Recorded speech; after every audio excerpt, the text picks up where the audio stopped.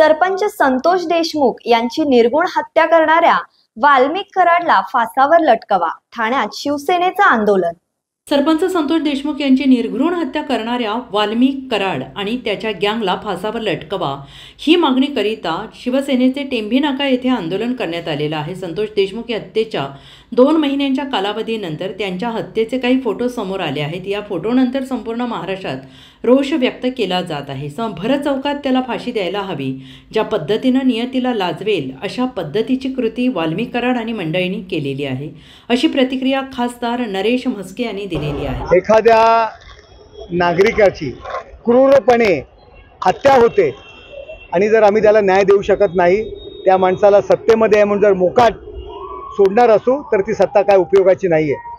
हिंदुहृदय सम्राट शिवसेना प्रमुख माननीय बाळासाहेब ठाकरे यांनी अन्यायाविरुद्ध दाद मागण्यासाठी शिवसेनेची निर्मिती केलेली आहे आणि कुठल्याही पक्षाचा असो त्या आरोपी त्याच्यावरती कारवाई होणं गरजेचं आहे आणि भर चौकात त्याला फाशी द्यायला पाहिजे। आणि ज्या पद्धतीने नियतीलाही लाजवेल अशा पद्धतीने कृती वाल्मिक कराड आणि मंडळींनी केलेली आहे, मृतात्म्यावरती लघुशंका केलेली आहे। माझं तर म्हणणं आहे की तो त्यांचा पार्टच भर चौकात कापून टाकला पाहिजे आणि अशा लोकांना त्याशिवाय धडा मिळणार नाही। सर, पण एकीकडे कालच फोटो व्हायरल झालेले आहेत, सगळ्या जे काही घटनाक्रम आहेत त्यांचे व्हिडिओ देखील पोलिसांना सापडलेले आहेत आणि यानंतरच कुठेतरी आक्रमकता जी आहे ती बघा, ते कालचे फोटो आणि व्हिडिओ आपण पाहू शकत नाही।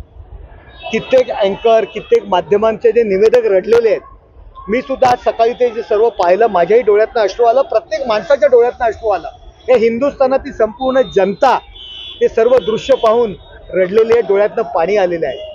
अशी माणसं जर या देशात राहणार असतील आणि आपल्या राज्यात राहणार असतील तर काही आपण एक या राज्याचे नागरिक, देशाचे नागरिक म्हणून आपण जर त्यांना सहन करणार असू तर आपल्याला नागरिक म्हणण्याचा अधिकार नाही आहे।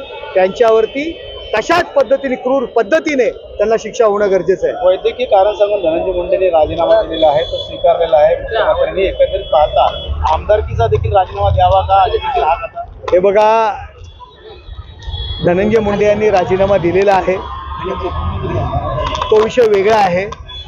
या हत्येमध्ये या लोकांच्या पाठीमागे जो असेल, या हत्येमध्ये जो दोषी असेल, त्याच्यावरती जो गुन्हेगार असेल, त्याला गुन्हेगारांना ज्यांनी मदत केली असेल त्याच्यावरती कारवाई होणं गरजेचं आहे आणि शासन त्याच्यावरती कारवाई करणार।